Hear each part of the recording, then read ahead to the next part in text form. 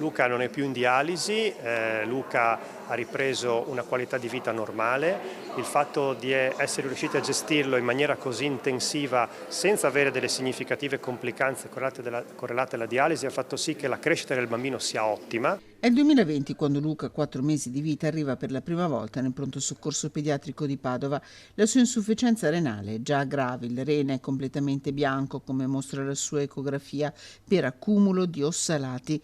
Dopo gli esami e la diagnosi, Luca è affetto da una malattia genetica rara e inizia subito la dialisi. Questa malattia è legata al fatto che c'è un difetto genetico di un enzima del fegato. A livello del fegato sapete che noi abbiamo la convergenza di diverse vie metaboliche. Quando viene a mancare questo enzima non riusciamo a metabolizzare una sostanza che si chiama gliossalato.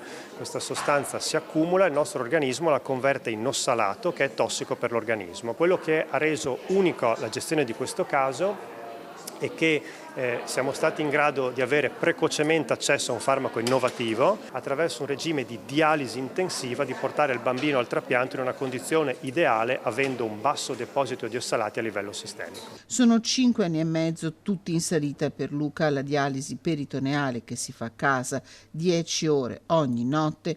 Per Luca, sempre in terapia con l'Umasiran, si rende necessario l'emodialisi, che significa 5 sedute di 4 ore a settimana nella nefrologia pediatrica di Padova. Le cure funzionano, Luca cresce e la scorsa estate è stato trapiantato alla rene.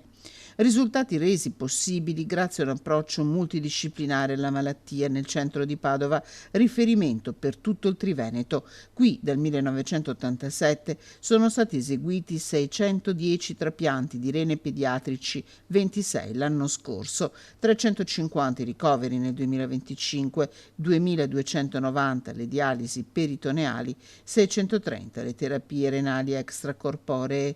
Nel centro che dal 23 febbraio è pienamente operativo nel nuovo ospedale pediatrico, dove sono state attivate 7 postazioni di dialisi di ultima generazione e una stanza di isolamento. Un fiore all'occhiello dell'azienda che attende la realizzazione del nuovo ospedale a Padova Est, tra i fascicoli più importanti sul tavolo del nuovo direttore generale Paolo Fortuna. Si tratta sempre comunque di rendere più efficiente ed efficace la ricerca, l'assistenza e la formazione all'interno appunto di un contesto dove si concentreranno appunto direi la maggior parte dei servizi che appunto riguardano l'azienda.